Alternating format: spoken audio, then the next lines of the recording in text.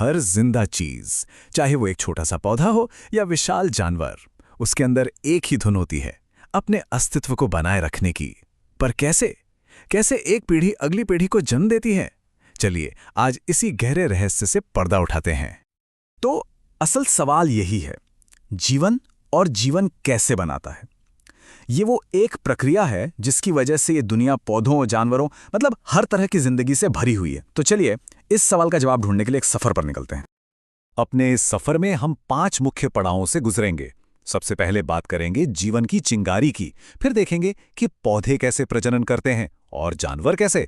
उसके बाद दोनों की दुनियाओं की तुलना करेंगे और आखिर में समझेंगे उस कभी न खत्म होने वाले चक्र को। तो ठीक है, चलिए शुरू करते हैं बिल्कुल शुरुआत से। किसी भी बड़ी चीज को समझने के लिए उसकी बुनियाद को पकड़ना जरूरी है ना? तो सबसे पहला, सबसे जरूरी सवाल, ये प्रजनन आखिर है क्या? बहुत ही सरल शब्दों में कहें तो प्रजनन जिंदगी का इंजन है। हाँ, यही वो तरीका है जिससे माता पिता अपने जैसे नए जीव यानी संतान को जन्म देते हैं, और बस इसी तरह जिंदगी की ये कड़ी आगे बढ़ती रहती है। अब आते हैं पौधों की दुनिया में, एक ऐसी दुनिया जिसे हम अक्सर बस यूं ही देखकर अनदेखा कर देते हैं। पर यहाँ एक बहुत ही दिलचस्प बात है। अपनी नस्ल को आगे बढ़ाने के लिए इनके पास सिर्फ एक नहीं बल्कि 2 बिल्कुल अलग अलग और कमाल की रणनीतियां हैं।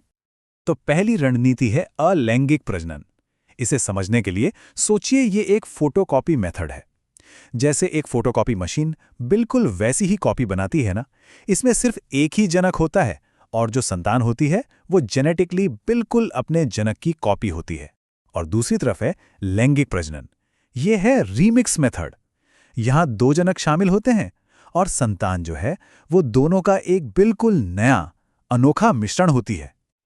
और मजे की बात पता है क्या है? ये फोटोकॉपी मेथड हम अपनी रोजमर्रा की जिंदगी में हर वक्त देखते हैं, बस शायद कभी ध्यान नहीं देते। जैसे आलू में जो वो आंखें निकल आती हैं, उनसे नया पौधा उग जाता है, या फिर स्ट्रॉबेरी के पौधे जो अपने रनर्स जमीन पर फैलाकर नए पौधे बना लेते हैं। ये सब इसी कमाल की प्रक्रिया के उदाहरण हैं। ये बात इस प्रक्रिया की असली ताकत को दिखाती है। जरा सोचिए, एक अकेला पौधा बिना किसी साथी के अपने ही जैसे अनगिनत पौधों का एक पूरा का पूरा खेत बना सकता है। मतलब एक अकेले पौधे में एक पूरे जंगल को जन्म देने की ताकत छिपी है। अच्छा, तो अब बात करते हैं पौधों की रीमिक्स विधि की, यानी लैंगिक प्रजनन की। ये थोड़ी ज्यादा जटिल है पर उतनी ही शानदार भी। इसमें ना 4 मुख्य स्टेप्स होते हैं। पहला है परागण, मतलब जब हवा या मधुमक्खियों जैसे मददगारों की वजह से परागकण एक फूल से दूसरे तक पहुंचते हैं। फिर होता है निषेचन, जहां ये परागकण बीजांड से जाकर मिल जाता है। इसी मिलन से बीज बनता है जो असल में भविष्य के पौधे का एक नन्हा सा पैकेज है। और फिर आखिर में जब उसे सही माहौल मिलता है, पानी, धूप, तो वही बीज अंकुरित होकर एक नए पौधे को जन्म देता है। चलिए अब पौधों की दुनिया से निकलकर जानवरों के विशाल साम्राज्य की तरफ बढ़ते हैं। यहां भी अपनी अगली पीढ़ी को दुनिया में लाने के अपने ही अनोखे और गजब के तरीके हैं, अंडों से लेकर सीधे बच्चों को जन्म देने तक। जानवरों में हमें मोटे तौर पर 2 रास्ते दिखाई देते हैं। एक तरफ है वो जो अंडे देते हैं, जैसे पक्षी, सांप, कीड़े मकोड़े, मछलियां। और दूसरी तरफ है वो जो सीधे बच्चे को जन्म देते हैं, जिन्हें हम स्तनधारी कहते हैं, जैसे कि हम इंसान। और हां, यहां एक बहुत बड़ा फर्क है पौधों से। याद है, पौधों में एक अकेला जनक भी प्रजनन कर सकता था, लेकिन ज्यादातर जानवरों के साथ ऐसा नहीं है। यहां प्रजनन के लिए 2 जनकों से मिली जेनेटिक जानकारी का मिलना जरूरी होता है। और इसका एक बहुत बहुत बड़ा फायदा है, इससे संतानों में जेनेटिक विविधता आती है जो किसी भी प्रजाति को बदलते माहौल में जिंदा रहने और विकसित होने में मदद करती है। तो हमने पौधों के तरीके देख लिए और जानवरों के भी। अब वक्त है इन दोनों को आमने सामने रखने का। चलिए इनकी सीधी तुलना करते हैं और देखते हैं कि एक ही लक्ष्य यानी अपनी नस्ल को आगे बढ़ाने के लिए इन दोनों ने कितने अलग अलग रास्ते अपनाए हैं। ये टेबल इन फर्कों को बिल्कुल साफ कर देती है। सबसे पहले गतिशीलता। पौधे तो ज्यादातर एक ही जगह पर रहते हैं, इसलिए उन्हें हवा या कीड़ों जैसे बाहरी एजेंट्स पर निर्भर रहना पड़ता है। वहीं जानवर गतिशील होते हैं तो वो सक्रिय रूप से साथी ढूंढ सकते हैं। फिर देखिए मिलन की विधि। पौधों में इसे परागण कहते हैं, जानवरों में इसे संभोग कहा जाता है। और शायद सबसे दिलचस्प फर्क है माता पिता की भागीदारी का।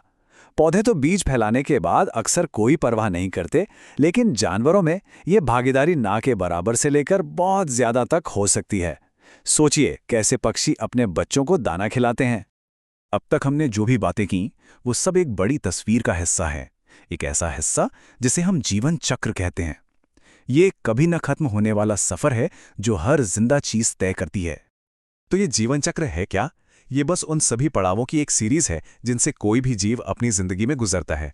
मतलब जन्म लेने से लेकर बड़ा होने तक और फिर खुद अगली पीढ़ी को जन्म देने तक। ये एक पहिया है जो हमेशा घूमता रहता है।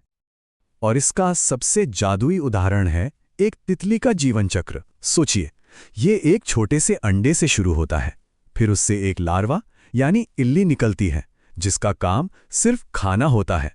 इसके बाद वो खुद को एक प्यूपा या क्रिसलिस में बंद कर लेती है और फिर एक कमाल के बदलाव के बाद एक खूबसूरत तितली बनकर बाहर निकलती है जो इस चक्र को फिर से शुरू करने के लिए तैयार है। और यही जीवन चक्र का असली मकसद है। ये पक्का करता है कि जिंदगी की मशाल एक पीढ़ी से दूसरी पीढ़ी तक जलती रहे। हर नया जन्म अतीत को भविष्य से जोड़ने वाला एक पुल है, एक ऐसी विरासत जो लाखों सालों से चली आ रही है। तो आखिर में एक सवाल हम सब के लिए, अगर हर पौधा, हर जानवर और हम सब लाखों सालों से चली आ रही इस जिंदगी की अटूट जंजीर में सिर्फ एक कड़ी हैं, तो इस विशाल और अद्भुत कहानी में हमारी भूमिका क्या है और हम अगली पीढ़ी को क्या सौंपकर जा रहे हैं? जरा सोचिएगा इस पर।